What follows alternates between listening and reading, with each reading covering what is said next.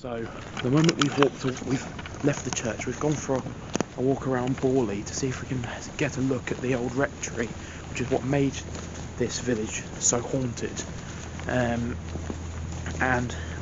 as we've walked away from the church, my heartburn has gone, and his feeling of being watched is now gone. Just a little bit weird and coincidental how the two things that we were both most bothered about when we were in there, apart from him getting cold, it's all stopped the moment we left it. That's annoying because I came in with such confidence and I just left. And he's never like that. Look back on the other videos. It's only me that sees stuff and hears stuff, but it's in him. So it proves that I'm not faking stuff. You have been targeted before, so yeah, I have been targeted before, but the house is feeling. It is a bit, but it's old, so I'm not surprised. Right, so we're stood at the entrance to where the rectory used to be. There's all this land here, and possibly that barn over towards the back. I don't think you guys are quite able to see it. I could put a zoom on that.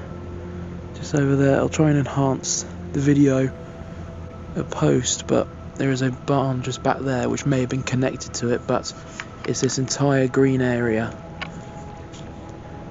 where the rectory once was. Obviously it looks a little bit less on camera, but I'll put a picture up on screen now of what the rectory used to look like and what it looks like now. But we're not going in because it's not public anymore. I don't like how they're also guarded by griffins. It doesn't seem like a very pleasant thing for it to be to guard such a haunted area. What would you rather, a three-headed dog? Oh, that'll be much worse, but I'd much rather want a fairy or something like that. But yeah, I don't exactly know what the meaning of a griffin gargoyle is, but I'll obviously put it in a little information bit from myself in editing right now. But let's carry on. So this is Borley Village Hall. Bit of a disappointment. Oh my god, that scared me. Is it? I thought it was an owl. Like a barn owl, right? Whatever, it was a bird. A bird, yeah. Does that door look open? It does a bit. Slightly ajar. It is. Is it? No, it's not. No, it's just the insulation. No, we're just here to have a quick look at it because it's connected to the hauntings, but only slightly because it's obviously in the village of Borley. The rectory was the scene of all of the hauntings, but therefore it affected the entire village. And the village isn't very big. There's only a couple of main buildings here that would have been accessed by the Lonely Nun themselves. So we're still sat in the car park of Borley Village Hall, yeah? And while we've been here, we're not going to do like an investigation type thing here. We have had the security lights go off over there. So as we got in the car, the one by the door turned itself on and then immediately turned itself off. It only turned itself on for us when we actually went near it. We weren't near it and it turned itself on. So I just wanted to point that out. But we're going to read a quick passage of the unfriendly village of Borley. Just a little bit of information of what other experiences people have had here. About 4 years ago, my daughter and I decided to have a look at some more haunted areas in and around Suffolk. We had a look at a cemetery that has been all well documented as being haunted by apparitions and mists and floating lights. It is in between Ipswich and Bury St Edmunds, and a bit of a chore to find. We finally did find it, and while we did not see any apparitions or mists or lights, damned if it didn't look haunted. Overgrown and forlorn, with an equal share of stinging nettle and blackberry bushes, if you weren't avoiding the nettles, you were having blood drawn by the thorns in the bushes. Not a lot of fun. As we were stumbling around the almost hidden gravestones, my daughter Meg was saying that what a shame it was that Borley Rectory had burnt down, and wouldn't it be neat to have a look at the village of Borley? She was overjoyed when I revealed that I just happened to know where that village was and driven past it quite a lot when I worked on the East Anglian Daily Times as a newspaper delivery van driver. Now, of course, the rectory having been burnt down to the ground in 1939, there is nothing actually to look at apart from the Borley church, which is said to be haunted as well. I will not go into the events at Borley Rectory or of the church itself. There are plenty of articles on the net and an overabundance of books on the subject. I will not mention something, though, that not a lot of books will tell you. Borley Village does not like visitors.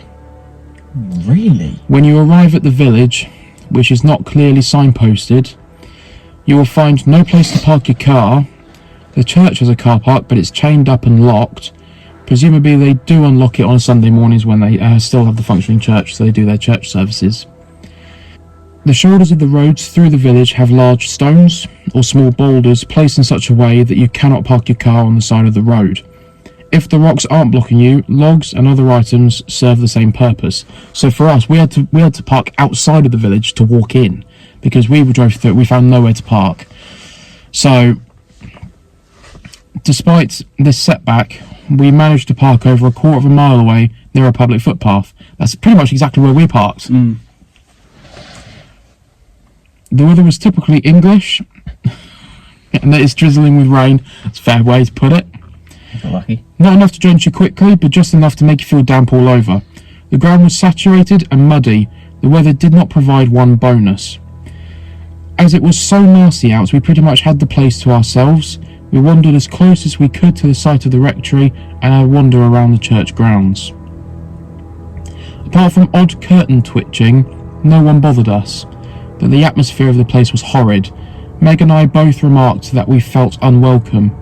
The feeling was so palpable and that it almost felt like you could hear occupants of the houses with their twitching curtains muttering savagely, "Get out." Finally, we decided to call it a day. Cold, wet, and not a little spooked by the feeling of the village, we left. It was decided that we would come back when the weather was not so miserable, and we'll make sure we brought a camera. We did go back, and it was a warm, sunny day without a cloud in sight. This time, the postage stamp-sized car park at the village was not chained up or locked.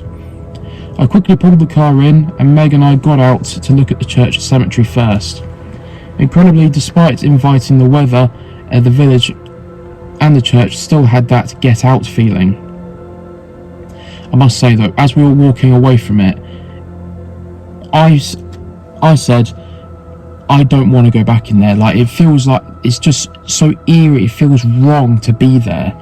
And you said you feel the same way. However, it also feels like it's trying to draw you back in, because I still feel he was being targeted somewhat. It was worse this time. The last time we had been there with the horrid weather had kept most of the folks inside the houses. This time they were out, although not in great numbers, and even though they were not approaching us, they stared, not at the stares of the curious or friendly, but hostile stares. Borley does not welcome visitors. I heard a knock on the window just then, did you? I heard something go like... It was on the window next to me. It wasn't like something dropping on the roof.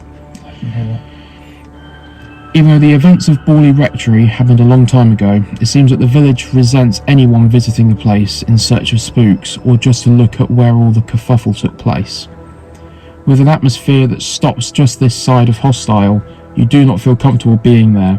Despite the great warm weather, we left very quickly. In fact, we left so quickly, we did not take any pictures even though we remembered our camera. There aren't many signs leading to Borley either, so they don't welcome visitors. I felt like I wanted to leave, and it's twice. Like last week, the first half of the video, it was so uncomfortable and uncomfortably cold. And it wasn't cold at any other time. It wasn't cold. It was barely cold when we got there. It was just when we were in the church. Even tonight, he was feeling really cold and targeted in my eyes.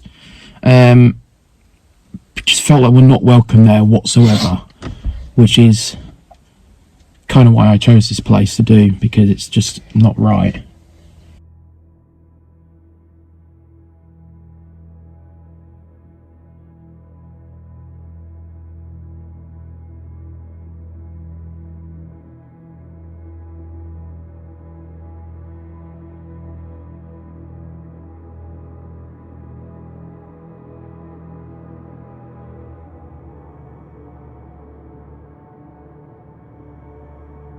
Look at the top of that.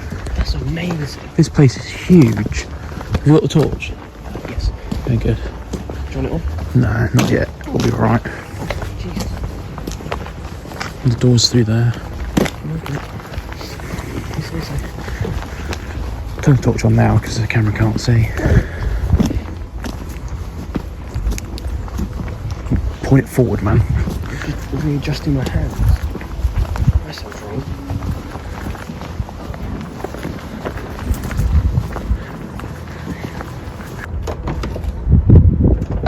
So what I'm looking at really looks like a pair of eyes.